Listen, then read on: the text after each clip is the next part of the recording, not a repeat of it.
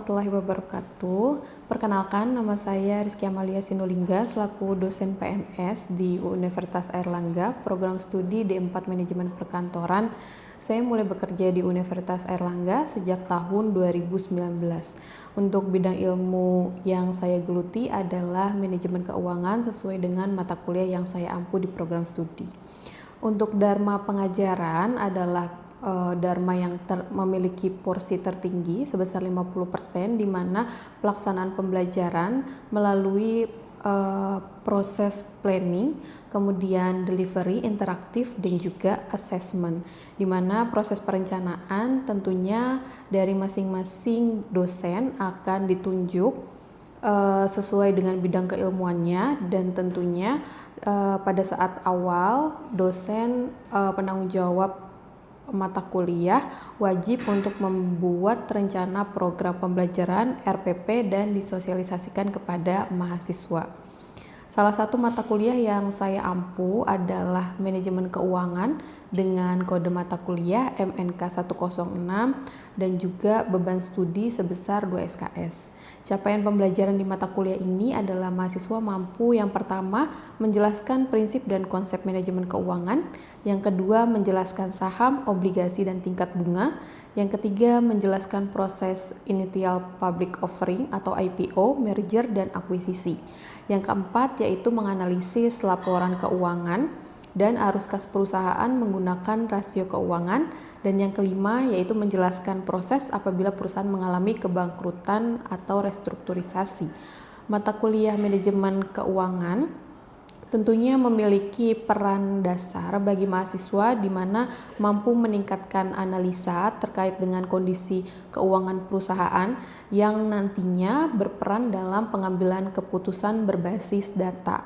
Tentunya melalui pembelajaran mata kuliah ini diharapkan mahasiswa tidak hanya mampu mengelola dokumen tetapi juga mampu terlibat dalam perencanaan dan pelaporan keuangan di perusahaan saat mereka bekerja di masa yang akan datang.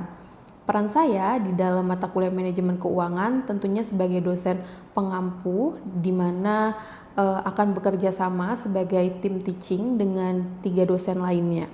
Untuk perkuliahan sendiri dilaksanakan melalui 14 pertemuan, kemudian ada 1 pertemuan untuk ujian tengah semester dan 1 pertemuan untuk ujian akhir semester.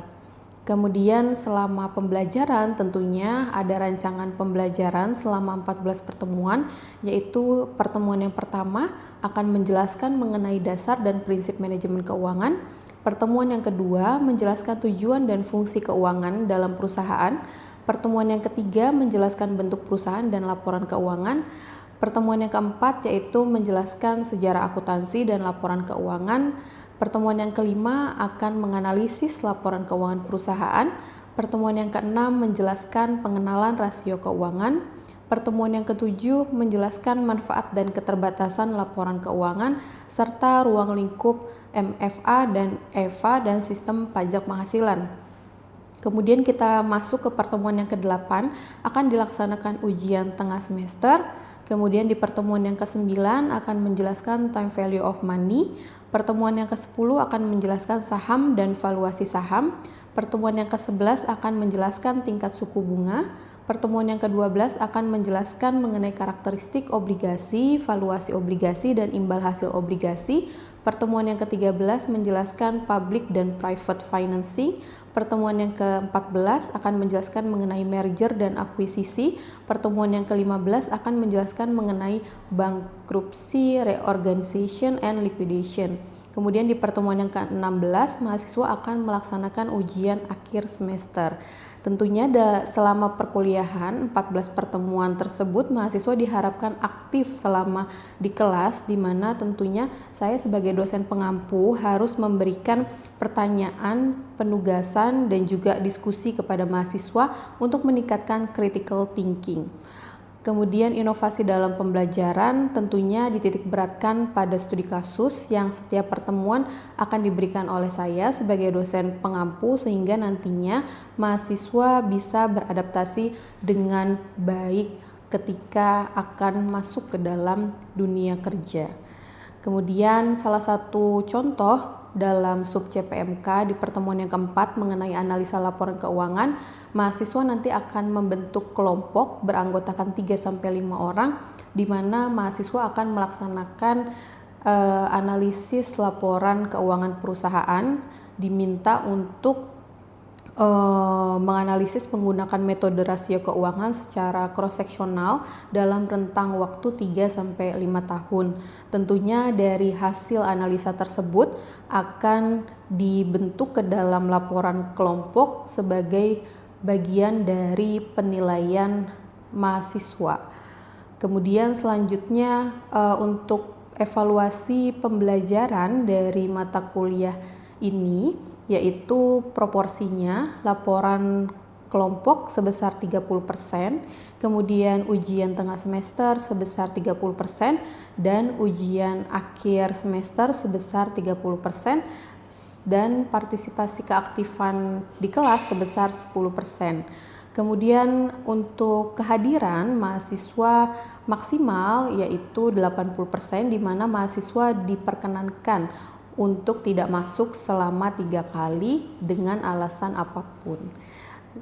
Sekian untuk perkenalan dari saya. Terima kasih. Wassalamualaikum warahmatullahi wabarakatuh. Oke, assalamualaikum warahmatullahi wabarakatuh. Waalaikumsalam warahmatullahi wabarakatuh. Oke, selamat siang semuanya. Alhamdulillah kita bertemu lagi di dalam mata kuliah manajemen keuangan, di mana untuk pertemuan hari ini kita masuk ke pertemuan yang keempat. Nah, di pertemuan ini kita akan membahas mengenai topik dari laporan keuangan. Nah, kemudian saya jelaskan dulu mengenai capaian pembelajaran mata kuliah di dalam pertemuan keempat ini. Jadi karena kita membahas mengenai topik laporan keuangan, maka ada 5 komponen capaian pembelajaran mata kuliah yang nantinya akan kalian dapatkan. Yang pertama yaitu adalah tentunya kalian mampu untuk menjelaskan konsep dasar laporan keuangan, termasuk tujuan, jenis, dan juga prinsip dari penyusunan laporan keuangannya. Kemudian yang kedua, kalian dapat mengidentifikasi elemen apa saja sih yang terdapat di dalam laporan keuangan, termasuk aset, liabilitas, ekuitas, dan lain sebagainya. Kemudian yang ketiga yaitu kalian mampu menganalisis laporan keuangan menggunakan rasio keuangan gitu. Kemudian selanjutnya yang keempat itu adalah kalian mampu menafsirkan hasil analisisnya menjadi bentuk laporan, dan juga nanti kalian dapat menilai kira-kira kinerja dari satu perusahaan itu seperti apa, kemudian kira-kira ada resiko yang akan diliputi dari perusahaan itu atau tidak. Kemudian yang terakhir yaitu adalah kalian mampu memberikan rekomendasi yang strategis berdasarkan hasil analisis kalian. Kemudian nanti tentunya tujuan akhirnya adalah mampu memberikan saran untuk pengambilan keputusan dari perusahaan gitu. Nah, kita masuk dulu. Sebelum kita lanjutkan ke materi, saya ingin bertanya dulu, kira-kira kalau menurut kalian laporan keuangan perusahaan itu apakah perlu atau tidak perlu? Saya izin menjawab, Bu. Menurut saya laporan keuangan itu penting dikarenakan untuk mengetahui gambaran umum bagaimana kondisi finansial suatu perusahaan atau organisasi. Oke, ada lagi yang lain yang mau menambahkan? Cukup? Ya, jadi seperti yang tadi temannya jelaskan bahwa memang laporan keuangan itu akan membantu untuk melihat bagaimana kondisi dari perusahaan tersebut. Kemudian kira-kira kalau secara definisi yang dimaksud sebagai laporan keuangan itu apa? Izin menjawab, Bu. Yang saya ketahui, laporan keuangan itu merupakan laporan yang berisikan informasi keuangan suatu perusahaan. Oke, kira-kira informasinya berupa apa aja? Bisa tadi kan saya jelaskan kayak mungkin aset, kemudian liabilitas, kemudian mungkin laba yang dihasilkan pada periode tertentu. Nah, kemudian kita masuk, kalau misalkan kita lihat, ini adalah definisi laporan keuangan berdasarkan para ahli. Yang pertama itu ada berdasarkan dari Warren tahun 2005, di mana kalau misalkan secara definisi, laporan keuangan itu adalah laporan yang dirancang untuk menyajikan posisi keuangan dan hasil operasi perusahaan. Tentunya disajikannya untuk pihak eksternal, pihak luar yang membutuhkan. Contohnya kalau untuk pihak luar seperti stakeholder, misalkan dia mau membeli saham perusahaan tersebut gitu. Jadi dia butuh yakin kira-kira kondisi perusahaan itu baik atau tidak. Itu contohnya. Kemudian definisi yang kedua menurut Keiso, laporan keuangan juga adalah sarana utama yang mengkomunikasikan informasi kepada pihak luar, tentunya konteksnya untuk bisa membantu pengambilan keputusan. Kira-kira tadi kalau misalkan untuk stakeholder mungkin pengambilan keputusannya untuk keputusan investasi, apakah dia mau berinvestasi membeli sahamnya ataupun tidak. Nah, kemudian yang selanjutnya ini adalah menurut Ikatan Akuntan Indonesia, yaitu PSAK nomor 1, bahwa laporan keuangan adalah penyajian terstruktur dari posisi keuangan dan kinerja dari suatu entitas gitu. Nah, kita lanjutkan. Tujuan dari laporan keuangan itu tentunya tadi kalau kita merujuk pada definisi, karena tentunya dia memberikan informasi kepada stakeholder, maka tujuan utamanya adalah memberikan informasi yang relevan. Artinya kalau relevan itu andal dan terpercaya. Itu sama seperti nanti kalau misalkan kalian kalian penelitian ya, tentunya data-data yang disajikan itu harus bersifat valid dan reliable, artinya bisa diandalkan. Sama laporan keuangan juga memberikan laporan yang relevan. Kemudian tujuan spesifiknya ini ada menilai kinerja keuangan dan profitabilitas keuangan. Kemudian yang kedua ada menilai likuiditas dan solvabilitas. Kemudian yang ketiga memberikan bukti pertanggungjawaban manajemen atas kinerja yang sudah mereka hasilkan dalam 1 tahun berjalan. Kemudian sebagai dasar perencanaan dan evaluasi bisnis. Itu jadi berdasarkan posisi keuangan, kira-kira nanti strategi bisnis ke depan itu apa aja yang mau dilakukan. Kemudian kalau misalkan nanti menghadapi tantangan krisis, misalkan kayak tahun ini, kalau misalkan kalian lihat kondisi dari Indonesia kan lagi nggak baik-baik aja ya. Ada penurunan sisi pembelian konsumsi dari masyarakat kayak gitu. Nah, tentunya masing-masing perusahaan itu perlu untuk menyusun strategi gimana supaya penjualan produknya tetap berjalan, tetap sustain, seperti itu. Nah, kemudian untuk fungsi laporan keuangan ini ada 4. Yang pertama memberikan informasi tentunya mengenai posisi keuangan, kondisi aset, kewajiban, dan ekuitas, kemudian juga alat pertanggungjawaban manajemen. Kemudian menunjukkan kinerja keuangan, apakah dia untung atau rugi dalam tahun berjalan, dan yang terakhir itu adalah dasar perencanaan dan pengendaliannya gitu. Nah, kemudian untuk jenis laporan keuangan ini ada 5 kalau misalkan kalian lihat, satunya ketutupan ya.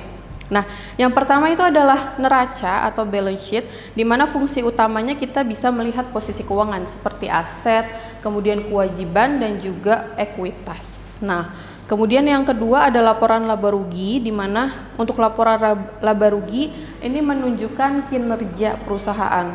Apakah perusahaan itu dia untung ataupun rugi dalam 1 tahun gitu. Nah, itu dilihat berdasarkan penjualan dan juga beban yang dikeluarkan selama tahun berjalan.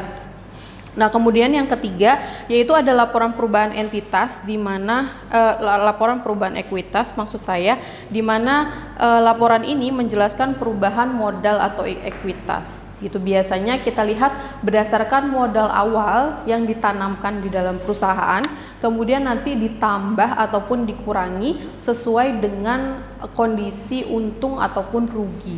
Seperti itu nanti akan menjadi modal akhir dari perusahaan itu. Kemudian yang keempat yaitu adalah laporan arus kas. Nah, untuk arus kas ini dia memberikan informasi kas masuk dan kas keluar. Nah, biasanya untuk arus kas itu kita melihat berdasarkan aktivitas perusahaan. Ada kas yang digunakan untuk operasional, artinya kalau operasional itu dia lebih mengarah ke kegiatan perusahaan gitu. Kemudian ada juga kas yang digunakan untuk pendanaan investasi, contohnya kayak beli mesin baru atau membangun pabrik baru atau membeli kendaraan operasional dan lain sebagainya. Kemudian yang terakhir ada juga pendanaan untuk peningkatan modal kerja. Nah, kalau modal kerja itu artinya kaitannya pada peningkatan untuk saham, obligasi dan lain sebagainya. Jadi misalkan kita mau nambah modal, kemudian kita ngeluarin saham baru seperti itu. Nah, kemudian yang terakhir ada catatan atas laporan keuangan. Ini adalah penjelasan dari 4 laporan yang lain. Jadi di CALK itu akan menjabarkan masing-masing entitas yang terdapat di laporan neraca, laporan laba rugi, laporan perubahan ekuitas dan juga laporan arus kas seperti itu. Jadi intisarinya kalau misalkan kalian lihat kayak summary-nya lah, ringkasannya itu berada di CALK seperti itu. Oke, sampai di sini ada pertanyaan dulu dari kalian? Cukup jelas? Cukup. Oke. Kita lanjutkan ke prinsip-prinsip penyusunan laporan keuangan. Nah, jadi kalau misalkan tadi kita merujuk pada tujuannya bahwa penyajian informasi itu harus bersifat relevan, maka prinsip ketika kita menyusun laporan keuangan itu juga didasarkan pada prinsip tertentu. Yang pertama ada dasar accrual atau accrual basis, di mana transaksi itu dicatat saat terjadi. Jadi kalau misalkan kayak kalian nih dikasih uang jajan sama mama kalian 20.000, terus udah kayak gitu kalian beli bakso misalkan 10.000. Nah, itu langsung kalian catat beli bakso 10.000. Nah, itu sama. Yang dimaksud sebagai accrual basis, pada saat kita sudah mengeluarkan uang, maka transaksi langsung dicatat. Gitu, tidak di kemudian hari. Misalkan kalian belinya hari ini, kalian catatnya besok. Nah, itu nggak kayak gitu. Yang dimaksud konsep accrual basis ketika uang sudah keluar, kas sudah keluar, maka langsung dicatat seperti itu.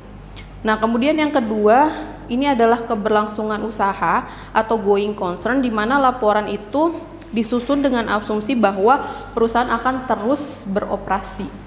Ya, untuk beroperasi kan tentunya setiap perusahaan kan pengennya terus going ya, terus sustain seperti itu.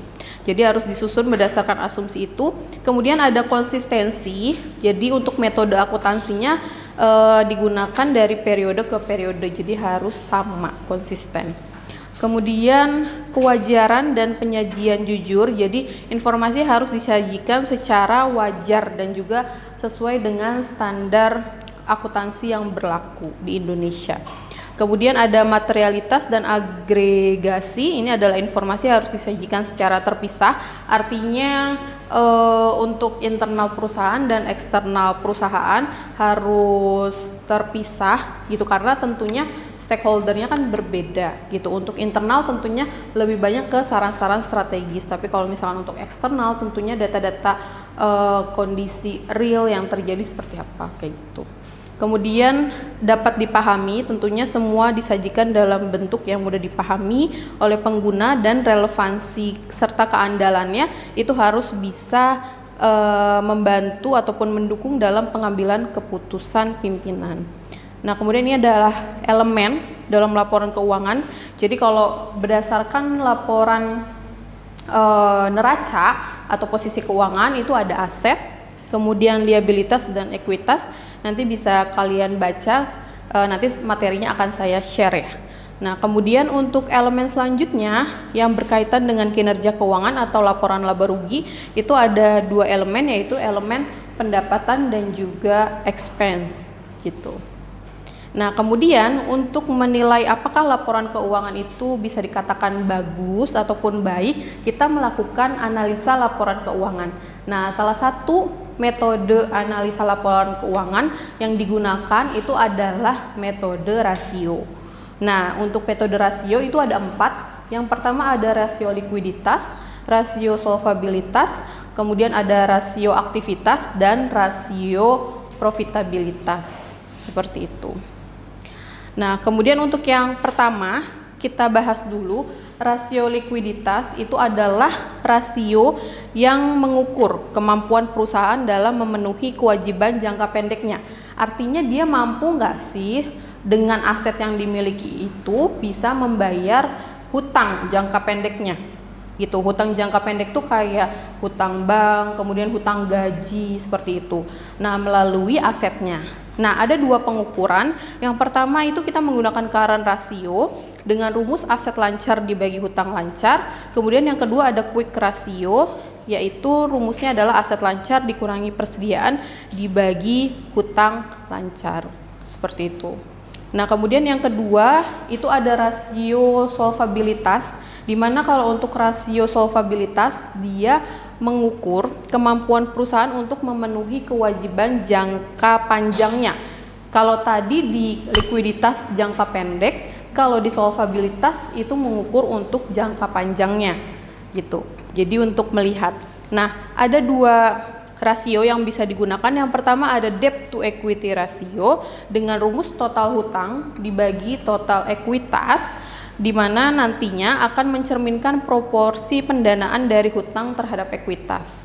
Kemudian yang kedua ada debt to asset ratio dengan rumus total hutang dibagi total aset, di mana proses ini akan mengukur presentasi aset yang dibiayai dengan hutang, seperti itu. Jadi ketika kita membeli aset tertentu, misalkan kayak beli mobil, beli tanah, ataupun beli gedung, ataupun beli mesin, itu menggunakan hutang. Hutangnya bisa di bank ataupun pinjaman seperti itu ke pihak ketiga, ataupun ngutang dulu ke si vendornya, seperti itu juga bisa.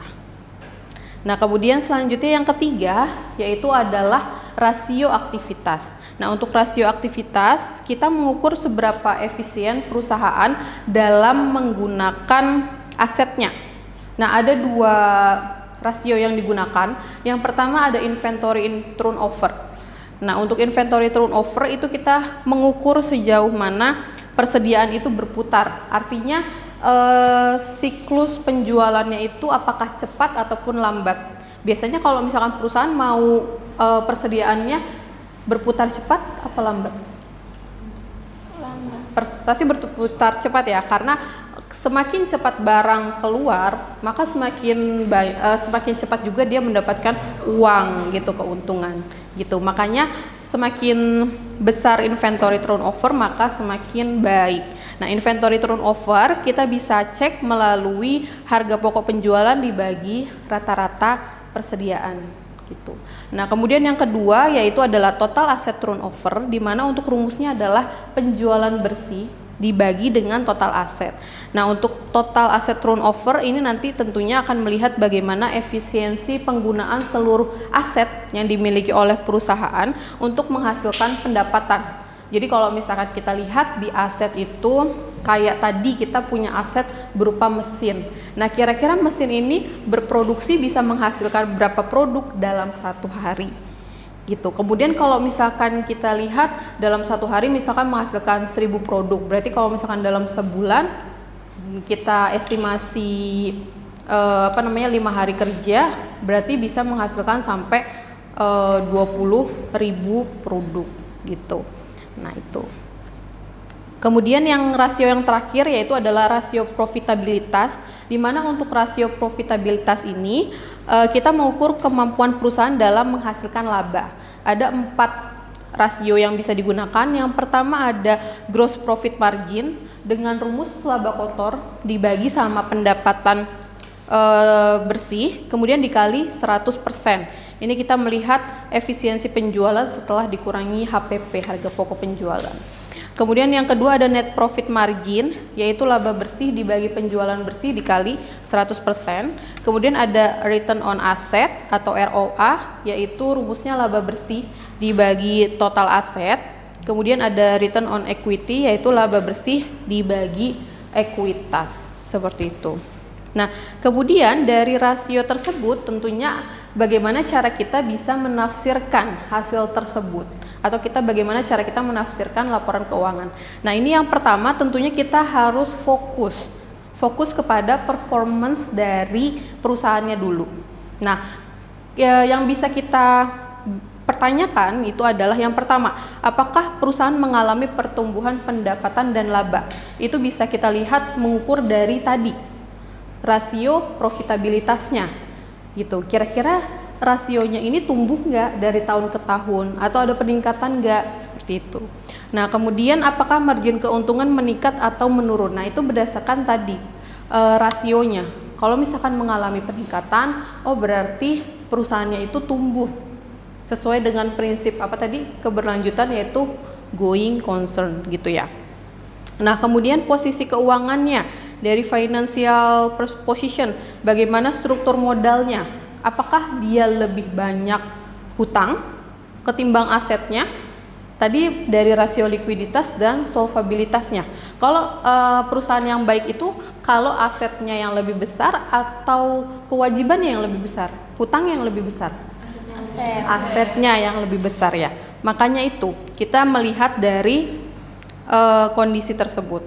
Nah, kemudian apakah aset perusahaan cukup liquid, artinya dapat dengan mudah tidak dicairkan ke dalam bentuk cash gitu. Nah, kemudian untuk prospeknya kita lihat tren pertumbuhan berkelanjutan, itu biasanya analisisnya secara holistik. Kita melihat dari kompetitor perusahaan, kemudian dari kondisi ekonomi di satu perusahaan dan lain sebagainya itu. Nah, kemudian ini adalah yang terakhir mengenai rekomendasi strategis. Kira-kira kalau misalkan tadi kita sudah bisa memberikan resume ataupun hasil, maka rekomendasinya seperti apa sih? Nah, misalkan ini sebagai contoh, kalau rasio lancarnya rendah tadi di rasio likuiditas, maka tentunya rekomendasinya bisa kita meningkatkan manajemen kas dan mengurangi beban jangka pendeknya gitu. Kemudian kalau misalkan hutangnya terlalu tinggi, maka tentunya rekomendasinya kita bisa merestrukturisasi hutang gitu, dan juga bisa menambah modalnya, seperti itu. Sampai di sini ada pertanyaan dulu? Cukup jelas? Atau ada pertanyaan dulu? Oh iya, silakan Febiana. Saya izin bertanya, tadi kan cuma disebutin analisis rasio keuangan. Apakah ada selain itu untuk kita bisa mengukur performance keuangan perusahaan ya? Nah, untuk beberapa metodenya selain analisis rasio keuangan, itu ada analisis DuPont. Sebenarnya kalau DuPont itu dia berupa bagan ataupun pohon yang sebenarnya di dalamnya juga itu ada rasio keuangan yang dihitung. Nah, selain itu juga kita bisa melakukan benchmarking ke perusahaan sejenis. Artinya kalau misalkan kita mau melihat kondisi Telkom, berarti kita harus apple to apple, kita bandingkan dengan perusahaan XL misalkan gitu. Jadi kita bisa bandingkan apakah posisi keuangan dari Telkom ini sejajar atau lebih tinggi dari kompetitor kita. Nah, kemudian kita lanjutkan, ini sejalan dengan apa yang tadi Febiana sampaikan, maka saya akan memberikan tugas kepada kalian. Nah, yang pertama yaitu kalian nanti akan membentuk kelompok beranggotakan 3-5 orang, kemudian kalian pilih satu perusahaan dari sektor tertentu untuk dijadikan bahan kajian kalian. Kemudian kalian cari laporan keuangannya dan laporan keuangan tahunan perusahaan. Itu kalian cari selama 3 tahun, mulai tahun 2023 sampai 2025, ataupun misalkan kalau yang 2025 belum keluar mungkin bisa dari tahun 2022 sampai 2024. Kemudian nanti kalian lakukan analisis performanya menggunakan analisis rasio yang tadi dengan rumus-rumus tadi. Kemudian kalian bandingkan apakah mengalami peningkatan atau penurunan selama 3 tahun tersebut. Kemudian setelah itu kalian bandingkan juga hasil analisis rasio itu dengan perusahaan lain yang sejenis. Tadi kan saya sudah mencontohkan, kalau kalian ngambil Telkom berarti kalian bandingkan dengan XL misalkan. Kalau misalkan kalian ngambil Adiputra berarti kalian sama PP misalkan gitu, kalau yang di sektor konstruksi gitu. Nah, kemudian kalian berikan hasil analisisnya dan bentuk ke dalam laporan kelompok. Nah, saya berikan waktu untuk 1 minggu ke depan. Nanti di minggu depan semoga kalian sudah menyelesaikan hasil laporan kelompoknya, dan tentunya nanti masing-masing kelompok akan diminta untuk mempresentasikan hasilnya. Gitu. Cukup jelas untuk tugasnya? Ya, jelas, Bu. Oke. Ada pertanyaan dulu? Sudah cukup. Sudah cukup? Oke, kalau misalkan tidak ada, perkuliahan di pertemuan 4 ini saya akhiri. Terima kasih atas kehadiran kalian. Saya mohon maaf apabila ada kekurangan ataupun salah kata. Saya akhiri. Wassalamualaikum warahmatullahi wabarakatuh. Waalaikumsalam warahmatullahi